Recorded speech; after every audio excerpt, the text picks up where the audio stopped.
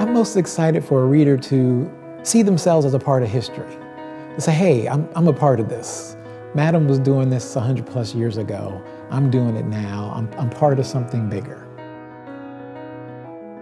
Black, female, daughter of enslaved parents, orphan, widowed young mother. From a penniless migrant to becoming known as America's first female self-made millionaire. Against all odds, Madam C.J. Walker used her generosity to give what she could with what she had, regardless of the circumstances, along the way becoming a significant American philanthropist and foremother of Black philanthropy today. Author Tyrone McKinley Freeman sits down to discuss his new book, Madam C.J. Walker's Gospel of Giving, Black Women's Philanthropy During Jim Crow.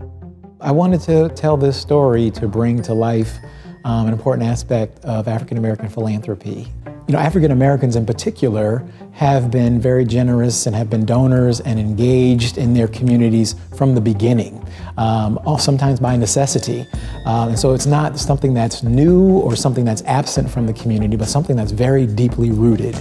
It goes back to the beginning of their experience here in America, and it has its roots actually in pre-colonial West Africa.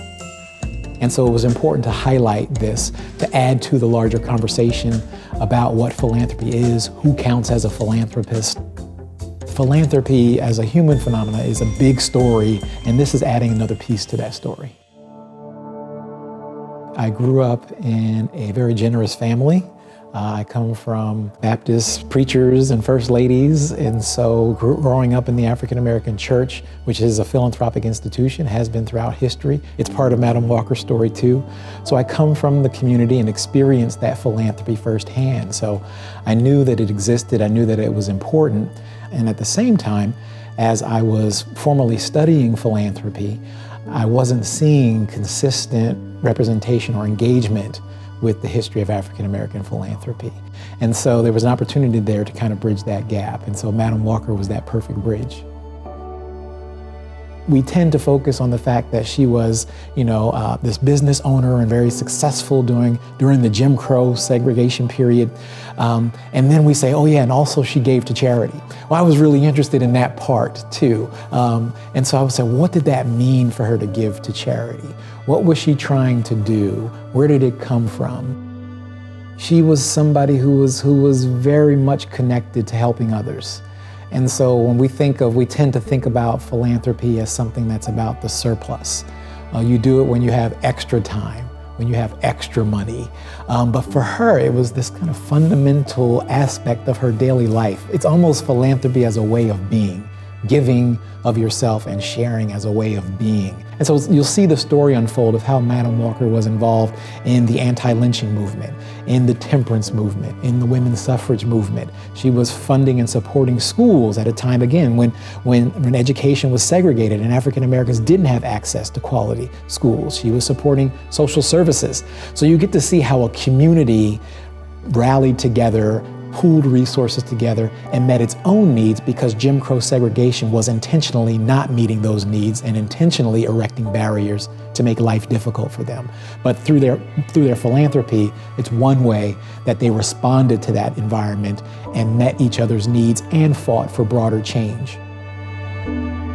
This book will forever change the way we understand Walker's importance and provides a much-needed context for contemporary calls for economic justice. Award-winning historian Tiffany Gill. Freeman's work opens the door for a more inclusive and more meaningful analysis so that Black philanthropy is a feature rather than a footnote of American philanthropy. Award-winning journalist, author, and Madam Walker's great-great-granddaughter, Alelia Bundles. This isn't only an African American story, this is a human story. And so I think that there are things that readers from all backgrounds could gain because, again, when you think of the idea that, you can give from what you have right now, You don't have to wait. I think that's one thing that this moment is urging people to do. Take action. There's so many issues. There's so much pain. There's so much struggle. What can you do in your circle of the world, your sphere of influence, to try to impact things? And Madam gives us a nice model to look at and draw some inspiration. Say, hey, what can I do to help move the needle a little bit in the areas where I'm living, working, playing, raising my family, those kinds of things. At its heart, Madam C.J. Walker's Gospel of Giving, Black Women's Philanthropy During Jim Crow, tells a story about how we can give as a way of life to address important issues in our communities. Right now, who you are and what you have in this moment is sufficient to make a contribution. Purchase your copy today wherever books are sold. Also, consider sending one to the generous givers in your life. For more information, please visit gospelofgiving.com.